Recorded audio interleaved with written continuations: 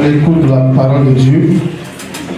Mercredi passé, nous avons été richement bénis par l'enseignement du diacre. Et il avait dit que c'était un message introductif ce mercredi-là. Je crois qu'aujourd'hui, il va entrer dans le vif du sujet. Je crois bien que le diacre est dans ce domaine. Et Dieu, par sa grâce, va nous donner encore une révélation ce matin. Alléluia. Tu vas maintenant prier. Tu vas dire à Dieu de te parler, de disposer ton cœur. Alléluia. Et de faire en sorte que tu puisses mettre en pratique sa parole. Tu as prié également pour le diacre ce matin, que Dieu nous donne de révélation. Alléluia. Nous allons prier au Seigneur. Seigneur, nous voulons encore bénir ton nom ce matin. Nous voulons te rendre toute la gloire, Seigneur, par rapport à l'écoute de la parole de Dieu. Tu as dit que seulement ceux qui écoutent la loi sont justifiés. Mais c'est ceux qui ne mettent à pratique, Seigneur Jésus. Nous prions ce matin que tu disposes de chacun de nous à recevoir ta parole, Seigneur Jésus, et surtout à la mettre en pratique, Seigneur Jésus. Que fait encore ton serviteur en demain ce matin. Je prie afin de bénir, de le qualifier, de le connaître, Seigneur Jésus. Qu'il soit ce matin un canal puissant, la prédication de ton Seigneur, le que nous sommes. Seigneur, béni sois-tu par la ton peuple que nous sommes. Au nom de Jésus-Christ. Amen. On acclame le Seigneur pour recevoir le diacre.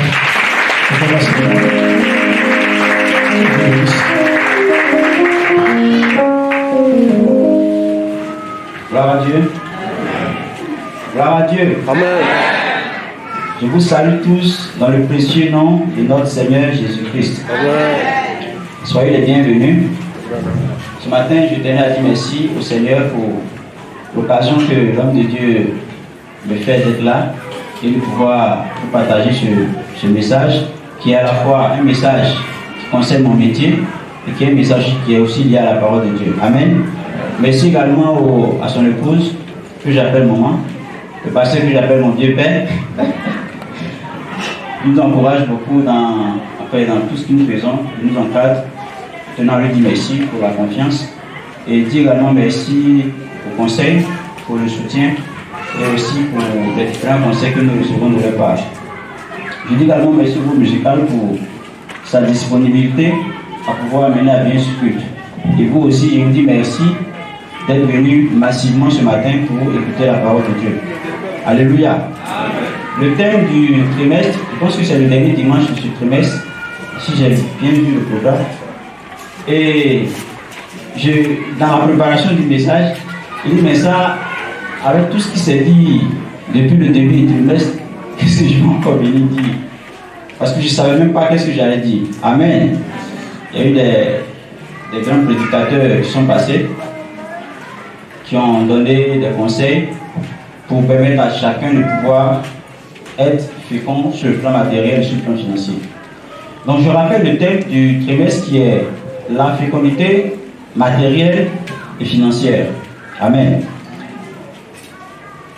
Le mercredi dernier, nous avons parlé, essayé de définir un peu qu'est-ce que c'est que la fécondité matérielle et financière.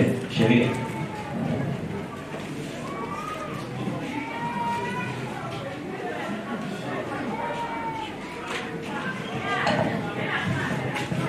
Aujourd'hui, le sous-thème de mon message est demeurer capable de produire la richesse et pérenniser cela dans le temps. Amen. On va aller très rapidement. Le mercredi prochain, j'avais partagé quelques réalités, je vais introduire rapidement, autour de la capacité à produire des richesses. Lorsqu'on parle de la fécondité matérielle et financière, il faut comprendre qu'il s'agit de la capacité à produire simplement de la richesse. Si aujourd'hui tu es fécond, tu as beaucoup de matériel, tu as de l'argent, et tout ça mis ensemble fait que tu es capable de pouvoir être riche. Alléluia. C'est ta capacité à pouvoir produire de la richesse. Donc on a dit quelques vérités pour introduire un peu ce message. On avait dit que la capacité à produire de la richesse est à la portée de tout le monde. Amen. C'est comme Dieu t'a béni, Dieu aussi a béni aussi celui qui n'est pas chrétien. Donc, il donne le soleil, il donne la pluie, il met à disposition toutes les ressources dont un homme peut avoir besoin, qu'il soit chrétien ou qu'il soit non chrétien. Et c'est pareil pour la richesse. Amen. Donc en tant que chrétien, Dieu aussi t'a donné la capacité de pouvoir aussi produire de la richesse. Ce n'est pas une question forcément de spiritualité, mais c'est une question de grâce que Dieu a donnée à tout le monde. La différence, c'est que c'est la manière dont on perçoit la chose. Et ce matin, nous allons voir ensemble quelles sont les techniques pour devenir, enfin pour être capable de produire cette richesse-là. Et la deuxième vérité, on avait dit que tu peux avoir un passé, un mauvais passé, mais que ton présent et ton avenir dépendent de toi. Ça veut dire quoi?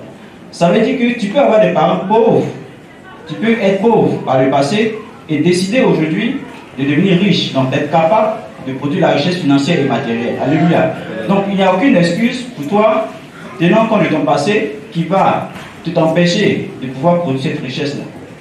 Quatrième vérité, donc du moins troisième vérité que nous avons partagée avec vous le mercredi dernier, c'était que le fait même d'être fécond, donc d'être capable de produire de la richesse, c'est une bénédiction de Dieu. Nous l'avons vu dans Genèse 1, verset 28, où Dieu a dit, Dieu les bénit, il a dit, soyez féconds. Donc le fait de dire soyez féconds, c'est un peu de l'impératif. Et l'impératif veut simplement dire un ordre, donc un commandement que Dieu donne. Donc aujourd'hui, si nous allons parler du thème de la fécondité matérielle et financière, ça veut simplement dire que Dieu lui-même nous ordonne à pouvoir devenir féconds sur le plan matériel et financier. Alléluia. Donc c'est un commandement que Dieu nous donne aujourd'hui. Il dit sois fécond, non seulement sois fécond, il te dit que c'est un ordre qu'il te donne. Alléluia. En te disant sois fécond, si tu ne mènes pas les actions appropriées, tu n'auras pas les résultats. En disant à Adam et Ève sois fécond, soyez féconds, si Adam et Ève n'étaient pas allés ensemble, ils n'allaient pas avoir de descendants. C'est vrai ou c'est faux? C'est vrai ou c'est faux? Donc Dieu, il a institué le fait d'être fécond et après, il a attendu à ce que Adam et Ève posent des actions pour pouvoir voir la chose se matérialiser. Et c'est pareil pour nous aujourd'hui. Dieu nous dit qu'il est dans l'ordre d'être fécond sur le plan matériel et financier. Maintenant, il attend que nous menions des actions qui vont nous permettre effectivement d'être féconds matériellement et financièrement. Alléluia. Deuxième chose, en plus du fait que ce soit une obligation, un ordre, un commandement de la part de Dieu, deuxième chose, c'est une bénédiction de Dieu. Dieu te donne déjà la capacité déjà à être fécond. Amen. Il dit, soyez féconds. Donc il te bénit déjà pour que tu sois fécond. Il t'a donné tout ce qu'il faut pour te permettre d'être fécond. En un mot, pour résumer l'introduction, on n'a aucune excuse, amen, sur le domaine de la capacité à produire de la richesse. On n'a aucune excuse. Maintenant, la question qui se pose est de savoir que Dieu m'a béni, il me donne l'ordre d'être fécond sur le plan matériel et financier, et que la capacité de produire la richesse est à la portée de tout le monde. Maintenant, comment produire cette richesse? Amen. Comment est-ce qu'on peut produire cette richesse? Et lorsqu'on fait un peu le bilan autour de nous et qu'on observe autour de nous, on se rend compte qu'en fait, en réalité, la capacité de produire de la richesse, c'est un domaine à part entière. Ça veut dire que ça s'apprend. Amen. Pour produire de la richesse, ça s'apprend. Tu peux être un bon chrétien, comme tu peux ne pas être chrétien. Je parle de manière très générale, pour dire que aujourd'hui, autour de nous, il y a des gens qui sont tous chrétiens, mais vous allez voir qu'il y a des gens qui ne sont pas forcément chrétiens, mais qui sont très riches sur le plan matériel et sur le plan financier. Je parle des gens qui ont vraiment travaillé dur pour avoir de l'argent. Alléluia. Donc, vous dites que le fait d'être capable de produire de la richesse, là, ce n'est pas une histoire de je suis bien chrétien, donc je suis capable de produire. Non, ça s'apprend. Alléluia. Et c'est ce que je vais, par la grâce du Seigneur, essayer de vous proposer pour qu'ensemble, nous puissions découvrir quelles sont les quelques techniques qui vont nous permettre de produire de la richesse. Il y en a tellement, et j'essaie de synthétiser un peu à la lumière aussi de la parole de Dieu, parce que c'est vrai qu'il y a plusieurs techniques, mais nous, en tant qu'enfants de Dieu, il faut toujours revenir à la source. Alléluia. La Bible est un document qui contient tout, et bien tout. Si tu vas prendre le management, dans la Bible, tu vas trouver des thèmes qui vont te pousser à faire le management. Si tu veux faire le marketing, tous les domaines, même la médecine, tous les domaines, si tu fouilles bien la parole de Dieu, Dieu va te révéler sa pensée. Et nous, aujourd'hui, moi je suis financier, donc tout ce qui concerne la finance, aujourd'hui, quand Dieu me fait la grâce de donner un enseignement sur tout ce qui est finance, je fais tout pour demander au Seigneur de m'inspirer la vie des gens dans la Bible qui ont appliqué des techniques pour leur permettre d'être riches. Alléluia. Et c'est ce que nous allons voir aujourd'hui. Donc, La première chose à faire, et là c'est très pratique, on va aller pas à pas pour que chacun puisse noter. Alléluia. La première des choses à faire en matière de la capacité à produire de la richesse, on va aller doucement, c'est d'abord de faire un bilan de sa situation. Amen. On est bien d'accord qu'on ne peut pas traiter une maladie, on ne peut pas traiter un malade si on ne fait pas de diagnostic. Docteur, tu me confirmes. Et c'est pareil partout. Que ce soit dans la médecine, dans un domaine personnel, même aujourd'hui on parle de la délivrance. On ne peut pas aider quelqu'un si à la base on ne cherche pas à savoir réellement ce qui se passe pour soigner la plaie. Amen. Et c'est pareil pour tout ce qui concerne la capacité à produire de la richesse. Donc la première des choses à faire aujourd'hui, c'est de pouvoir faire un bilan de sa propre vie. Amen. Ce bilan-là nous permettra de connaître notre situation. Donc, je vais doucement. Et si on a connu notre situation financière et matérielle, ça va nous permettre de prendre de nouvelles résolutions. Amen. Pour améliorer non seulement sa situation financière et matérielle. C'est bon? Donc, faire le bilan de sa vie, qu'est-ce que ça veut dire de manière très concrète? La première des choses, d'abord, c'est de faire le point de tout ce qui est économique. Quand nous nous regardons, je vais dire nous, pour que chacun puisse être dans le même esprit. Si Marie dit tu, c'est pas toi personnellement, mais je parle de manière très générale. Alléluia. Donc, la première des choses, dans le cadre du bilan personnel à faire, tenant compte de sa situation financière et matérielle, c'est de savoir ce qu'on possède. Donc, nous sommes assis là ce matin, faisons ensemble le bilan de notre propre vie. Moi aujourd'hui, je peux faire un bilan pour dire, mais je n'ai plus rien à mon compte. Amen. Je n'ai même plus d'économie. Quand je regarde toute ma vie, il n'y a aucune économie. Je suis en train de faire le bilan de ma vie qui va me permettre d'aller sur de nouvelles bases. Amen. J'ai combien en économie? Qu'est-ce que j'ai pu garder depuis que je commence à travailler, ou depuis que j'ai créé mon entreprise, ou depuis que j'ai commencé mon petit commerce, ou depuis que j'ai eu une petite situation qui me permet d'avoir un peu plus d'argent? Qu'est-ce que j'ai pu économiser à ce jour? Amen. J'ai combien sur mon compte Orange Money? J'ai combien sur mon compte en banque? Donc tu fais d'abord le point de ce que tu possèdes. Deuxième chose du bilan, c'est de savoir ce que je dois. Amen. Je dois combien aux gens? J'ai pris crédit là, j'ai pris combien? Je me suis endetté jusqu'à combien? Et la conclusion de tout ce bilan-là, donc le fait de savoir combien tu possèdes et combien tu dois, te permettra de savoir si tu es pauvre. Amen. Ou bien si tu es moyennement pauvre. Ou bien si tu es moyennement riche. Ou bien si tu es riche, ou bien si tu es très riche. Partant de là, tu vas maintenant savoir qu'est-ce qu'il faut faire, soit pour ne pas être pauvre, ou bien soit pour maintenir ta richesse, ou bien soit pour continuer à être davantage riche. Ou bien encore pour être encore triplement riche. Donc il faut toujours partir du bilan personnel. Si aujourd'hui on va être capable de produire capable de pouvoir produire de la richesse, il faut faire ce bilan-là. Ça c'est la base. Pourquoi je dis ça? Parce que si tu ne fais pas ce bilan et que par en griffe, par bonheur, tu gagnes un loto. Parce que tu n'as pas fait un bilan de ta vie, on peut te donner 1 million aujourd'hui, mais tu vas gaspiller. Tu vas gaspiller parce que tu vas dilapider, tu ne sais même pas où l'argent est parti, c'est fini. Mais quand tu fais ce bilan, tu connais ta situation, ça va te permettre de mettre en place de l'action. C'est ce que nous allons voir. Et en faisant ce bilan, tu peux savoir si tu es très endetté ou si tu n'es pas très endetté.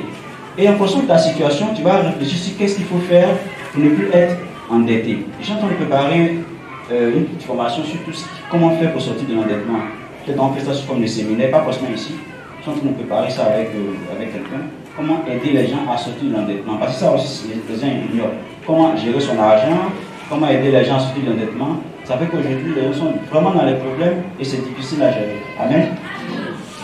Donc, la conclusion du bilan qu'on va faire, comme je l'ai dit, ça va nous permettre de savoir où est-ce que nous en sommes aujourd'hui. Nous allons lire l'histoire de Ruth. Quelqu'un me dit, Ruth, le chapitre 1, le verset 20. Ruth, Oui. chapitre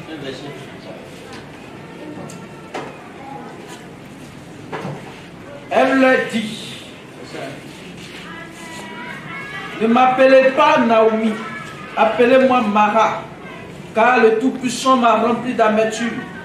J'étais dans l'abondance à mon départ, et l'Éternel me ramène les mains vides. Pourquoi m'appelleriez-vous Naomi, après que l'Éternel s'est prononcé contre moi et que le Tout-Puissant m'a affligé? Amen. Donc quand nous lisons l'histoire de Ruth, pour ceux qui connaissent un peu l'histoire de Ruth, je ne vais pas rappeler. Ruth a perdu son mari, sa belle-mère aussi a perdu aussi son mari, enfin, elle est dans une situation très très compliquée. Et dans d'autres versions, on appelle Naomi, donc Naomi c'est pareil, Naomi c'est pareil, dans d'autres versions. Donc Naomi a fait le bilan de sa vie. Elle est avec Ruth, donc elles ont fait ensemble le bilan de leur vie et elles se sont rendues compte qu'elles sont passées d'une situation A à une situation B. Elles sont devenues pauvres. Amen. Et partant de là, on va peut-être lire par la suite l'histoire de Ruth. En fonction de sa situation, elle a décidé de changer sa condition de vie. Amen. Elle a posé d'actions, etc., etc. Bien-aimé, quelle est ta situation actuelle? Quelle est ta situation sur le plan financier? Avant même d'aspirer même à vouloir produire de la richesse, avant même de pouvoir même chercher à avoir les techniques même pour pouvoir avoir de la richesse, quelle est ta situation? Nous devons réfléchir à la situation. Quand tu vas rentrer à la maison, tu vas t'assurer pour nous asseoir, réfléchir, quelle est ma situation financière actuelle? Je veux changer ma situation financière. Quelle est ma situation actuelle? Je suis très endetté ou bien je ne suis pas très endetté? Amen. La deuxième des choses, donc la première des choses, c'est de faire le bilan, connaître ta situation. La deuxième des choses, c'est de définir un plan de vie. Amen. Tu définis un plan de vie non seulement à la suite du bilan de ta propre vie que tu as fait sur le plan financier et matériel, et ce bilan de vie-là est associé à un objectif de vie. Je vais expliquer. Un objectif de vie, c'est ce qu'on veut devenir ou ce qu'on veut atteindre pour changer une situation actuelle. On prend des exemples pour que vous compreniez mieux. Un plan de vie, c'est comment je vais faire pour pouvoir changer la situation désirée. Amen. Ça peut aller? Alléluia. Alléluia. Amen. Je ne vous sens pas. Vous avez un souci avec moi? Non, jamais. Amen. Amen. Amen. J'espère que Dieu est en train de faire du bien. Parce que malheureusement, je disais, je blaguais comme ça avec la... Il y a des gens qui veulent m'inviter à donner les cellulaires. Il dit, celui-là, vous allez payer. Vous savez pourquoi? Moi, ce n'est pas l'argent qui m'intéresse. Ce qui m'intéresse, c'est que tu donnes conseil aux gens et les mêmes personnes vont encore reprendre les mêmes choses. C'est pour cette fois-ci que le Seigneur me dit, d'où on va partir d'abord avant de donner les techniques là. Ils n'ont pas fait d'abord le point de leur situation. Parce que si tu n'es pas conscient de ta situation, en beau te donner un conseil là, ça ne va pas aller, ça va aller nulle part. Amen. Tu invites, les gens t'invitent, ce que tu donnes comme conseil aux gens et puis on te paye. Parce qu'en plus du fait que je travaille, je fais mon travail à la fin du mois, je suis aussi consultant dans tout ce qui est projet et tout. Donc je donne des conseils aux gens, les gens me payent. Et par la grâce de Dieu, on essaie par l'amour du Seigneur de mettre notre talent. Ça ne nous appartient pas le talent. On met ça au service, que au moins les gens puissent mettre en pratique. Mais les gens ne suivent pas, malheureusement. Donc maintenant, tu m'invites, tu payes. Donc quand tu as senti que tu as payé, là, tu as suivi. Ou bien? Excusez-moi, hein. On veut l'air. Non, pas ici. Voilà. Non, ça veut dire qu'il faut qu'on soit encouragé à pouvoir mettre en application ce qu'on fait. C'est une manière de parler pour dire qu'il faut suivre ce qu'on demande de faire. Amen. Amen. Et par exemple, suite au bilan de sa vie qu'on a eu à faire, l'objectif peut être que d'ici 2 ans, suivez-moi bien, d'ici 2 ans, je veux sortir de l'endettement. Ça, c'est un objectif. Le plan de vie que tu vas mettre en place pour sortir de cet endettement-là, c'est que chaque mois, je décide, je prends la résolution de mettre tel montant de côté pour pouvoir sortir de l'endettement d'ici 2 ans. Vous voyez la différence?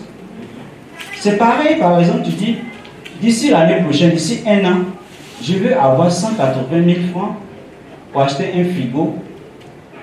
Et le plan, c'est que chaque mois, je dois mettre autour de 15 000 francs par mois pour pouvoir acheter le frigo. Ça, c'est un plan de vie. Tenant compte de ta situation, parce que tu t'es rendu peut-être compte que tu ne vis que de ton salaire, que tu ne vis que d'un seul revenu, et que si aujourd'hui il y a une catastrophe, tu te retrouves à zéro, à rien. Donc pour ne pas vivre dans cette situation qui te permet de compter uniquement sur une seule source de revenus, tu décides de diversifier ton activité en te fixant des objectifs et puis en mettant en place des plans qui vont te permettre de pouvoir atteindre cet objectif-là. Est-ce que c'est clair? Nous allons lire l'histoire de Ruth encore, Ruth le chapitre 2, versets 2 à 3, pour voir un peu la résolution que Ruth a prise à la suite de sa situation et du bilan qu'elle a fait de sa vie. Oui, vas-y. Ruth chapitre 2, versets 2 à 3. Ruth la Moabite dit à Naomi, laisse-moi, je te prie, aller glaner des épis dans le champ de celui aux yeux duquel je trouverai grâce. Elle lui répondit, va, ma fille. Elle alla glaner dans un champ derrière les moissonneurs, et il se trouva par hasard que la pièce de terre appartenait à Boaz, qui était de la famille d'Elimelech. Amen. Vous voyez l'histoire de Ruth, elle a fait un bilan de sa vie, et elle s'est rendue compte que c'est tellement difficile qu'il faut trouver une solution à sa vie. Alléluia. Elle a pris la résolution de se fixer un nouvel objectif de vie. Et l'objectif de vie qu'elle s'est fixé, c'est de pouvoir prendre soin de sa belle-mère et de changer la situation dans laquelle elle se trouve.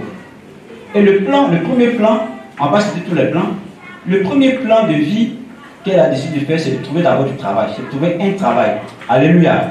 Et c'est ce qu'elle a fait ici. Bien-aimé, quel est ton objectif de vie? Est-ce que nous qui sommes assis aujourd'hui ici, est-ce qu'on a un objectif de vie?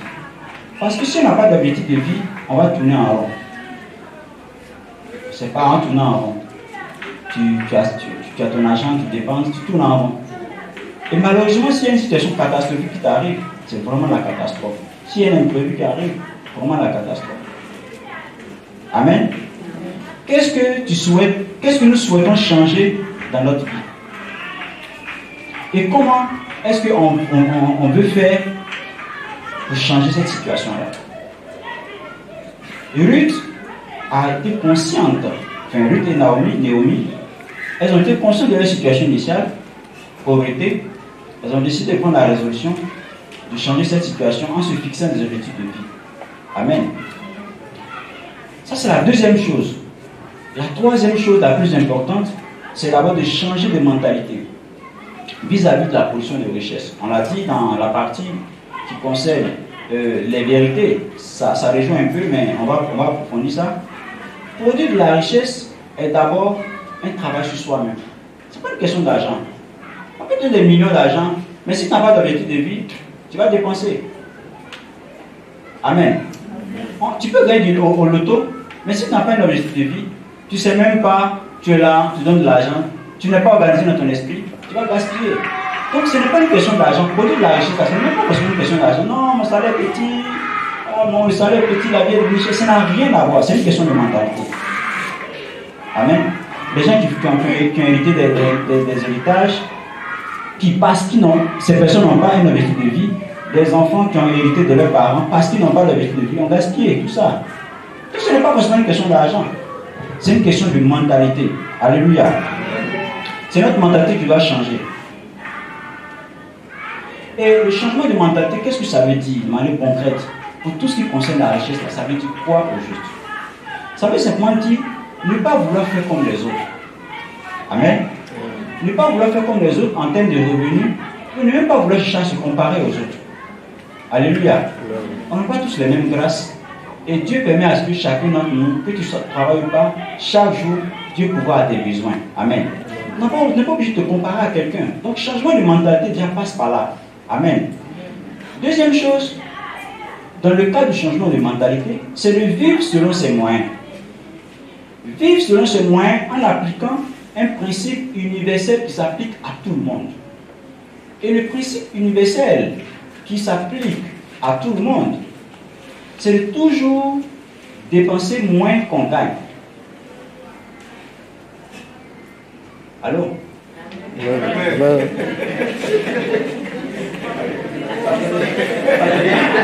Pardonnez.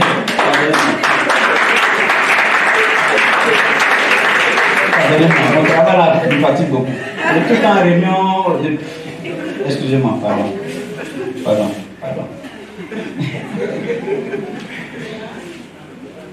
Amen. Donc, changer de mentalité, ne pas vouloir faire comme les autres, vivre selon ses moyens en appliquant le principe universel qui s'applique à tout le monde. Dépenser moins, toujours dépenser moins que ce que tu gagnes. Amen. Parce que si on ne respecte pas ce principe-là, ne soyons pas étonnés qu'on ne produit pas de la richesse. Ce n'est pas possible. Si ce que tu gagnes, tu dépenses tout, avec quel argent tu vas réaliser des projets? Je suis banquier et aujourd'hui la banque ne donne pas l'argent à tout le monde comme ça. Elle donne l'argent à celui qui peut rembourser. Amen. C'est clair. Non, je ne donne pas crédit, les banques la même vraiment. Mais ton direction te donne crédit, tu n'as pas payé. Donc les banques se protègent. Donc, si tu n'as pas la possibilité de prendre un prêt à la banque, il faut au moins ce que tu gagnes là, tu dépenses moins que ce que tu gagnes. Alléluia. Ça c'est le principe, ça c'est la base. C'est difficile, mais c'est la base. Si tu dépenses autant que tu gagnes et qu'il y a une situation, c'est la catastrophe. Si tu dépenses autant que tu gagnes, tu rentres dans un cycle d'esclavage. C'est bon? Alléluia. Ouais. Il faut toujours dépenser moins que ce que tu gagnes. Que tu sois payé à la fin du mois, que tu aies ta société, que tu aies une activité, ton commerce, etc. Il faut toujours dépenser moins que ce que tu gagnes. Alléluia. Ouais. Je vais prendre un exemple. Quelqu'un qui est payé à 100 000 francs. Pour aider souvent les gens dans la manière de gérer, tu divises cet argent-là par 30. C'est-à-dire que dans le mois, tu as 30 jours. Si on prend le cas de 100 000, on a fait 3 300 et. Si tu dépenses plus de 3 300 par jour, là, tu dis au-dessus de tes moyens. C'est clair? Donc tout ce que tu gagnes dans ton commerce, dans ton travail, dans ta société, tu divises par 30, ça c'est une des techniques, tu divises par 30, et puis tu vois toi-même tes dépenses par jour là. Est-ce que dès l'instant ça ne dépasse pas ce montant par jour là, tu ne vis pas au-dessus de tes moyens. Et on ne le sait pas. Souvent on ne sait même pas même. On dépense plus que ce qu'on gagne. Et à la fin on explique que mais l'argent est déjà fini. Amen. Il faut toujours vivre selon ses moyens. Donc si je vis au-dessus de mes moyens, je ne pourrai pas garder encore moins amasser un minimum d'économie qui m'aidera à créer une activité qui me rapportera et à créer la richesse. Amen. Amen. C'est le fait de créer une activité avec le peu qu'on a comme économie qui va nous permettre de pouvoir produire de la richesse. Et au fur et à mesure que tu vas appliquer cette technique-là progressivement, ça te permettra d'ouvrir une activité et la même activité va ouvrir une autre activité et ainsi de suite. Donc, si chaque activité te fait rentrer un peu plus d'argent, tu vas que tu entends le produit de la richesse. Amen. Tu vas que tu entends le produit de la richesse. Alléluia. Amen. Et tu me diras, mais mon frère, c'est bien ta théorie, blablabla, la finance, il faut garder de l'argent, mais de toi à moi, on est en Afrique. Si mon salaire que je gagne dans sa suffit pas là, je fais comment? Ça peut-être c'est la question qu'on pourrait se poser. Mais je vais te donner la réponse. D'abord, il faut qu'on fasse la différence entre un besoin et puis un désir. Amen. Amen. Il faut faire la différence. Souvent on ne fait pas la différence. On prend des exemples, vous allez comprendre. Un besoin, c'est ce qu'il faut pour subvenir à mon manque dans l'immédiat. Un désir, c'est tout ce qui tourne autour de notre besoin et qui n'est pas forcément nécessaire. Je prends un exemple. Nous tous on mange du riz. Alléluia. J'ai fait le plan, mon bilan personnel. Je me suis rendu compte que, par exemple, je touche du bois, je suis pauvre. Je touche du bois. Ou bien, je touche du bois et je suis endetté. Amen. Et par rapport à ma situation, j'ai dit, bon, à partir d'aujourd'hui, j'ai fait un objectif de vie. Deuxième point, qui me permet de pouvoir réduire ma dette. Et c'est moi aujourd'hui, j'ai fait mon point et je commande le riz qu'on mange ici là. Moi je commande moi en France. Donc je vais manger riz de France. Amen. Il y a un besoin de nourriture qui est là. Mais si je paye une nourriture à la boutique, je fais à manger là, est-ce que ce n'est pas le même besoin là que ça satisfait? Maintenant, si moi j'ai commandé ce même riz en France là, ça devient un désir. Donc, vous voyez que le coût, l'argent que tu vas mettre pour avoir le riz qui vient en France, de la France, c'est nettement supérieur à ce que au riz que tu vas payer qui peut satisfaire à tes besoins. Est-ce qu'on se comprend? Donc c'est ça. Donc si aujourd'hui tu dis que tu as un petit salaire, il faut te concentrer sur les besoins nécessaires en te basant sur tes objectifs. Parce que comme je l'ai dit, si on n'a pas d'objectif, on va dire là, ça a l'air petit, ça a l'air même, la fonction publique, on va rester dans le temps de tourner. Mais si tu as fixé un objectif de vie, tu vas faire des sacrifices qui vont te permettre non seulement de dépenser selon tes moyens, et puis de mettre un peu d'argent de côté qui va te permettre de pouvoir créer une nouvelle activité. Alléluia. Amen. Deuxième vérité par rapport à ta préoccupation sur le fait que non, le salaire est petit, l'argent là, ça ne suffira jamais. Amen. L'argent ne suffira jamais. Aujourd'hui, les riches ne font que de s'enrichir de jour en jour. Pourquoi? C'est vrai qu'il y a la partie, il y a certains qui sont cupides. Mais il y a deux, c'est pas forcément la cupidité, mais on ne finit jamais de chercher de l'argent. Une entreprise pour laquelle on travaille, elle va, tu vas voir que cette année, ils seront contents, ils ont eu des milliards. L'année prochaine, ils veulent encore avoir plus de milliards encore. Ils vont vous demander encore des objectifs, allez-y encore plus loin. Et les gens vont toujours vouloir s'enrichir. C'est pour dire que l'argent, là, ça ne suffira jamais. Alléluia. Amen. Donc, en fonction de ce que tu gagnes, il faut toujours t'en contenter, réfléchir à un plan de vie, et puis maintenant t'organiser pour mettre de côté un plan de résolution qui va te permettre de pouvoir créer de la richesse. Amen. Quatrième chose, ça complète aussi l'autre, c'est de toujours garder une partie de ce que tu gagnes. Est-ce que vous suivez? C'est toujours garder une partie de ce que tu gagnes. Ça veut simplement dire que comme l'argent ne suffit pas, dès que tu as l'argent dans ta main, que tu sois une entreprise, que tu sois quelqu'un qui fait le commerce, que tu sois un salarié, comme l'argent ne suffit pas, après avoir payé bien sûr ta dîme, amen, après avoir donné ta dîme, tu vas payer la dîme, donner la dîme, on va donner la dîme, c'est la même chose. Alléluia. Après avoir donné la part du Seigneur, il faut te payer en premier. Quand tu prends l'argent là, par terre à terre, tu enlèves pour Dieu, et puis toi tu te payes d'abord. Mais le paiement soi-même là, tout, dès l'instant l'argent tombe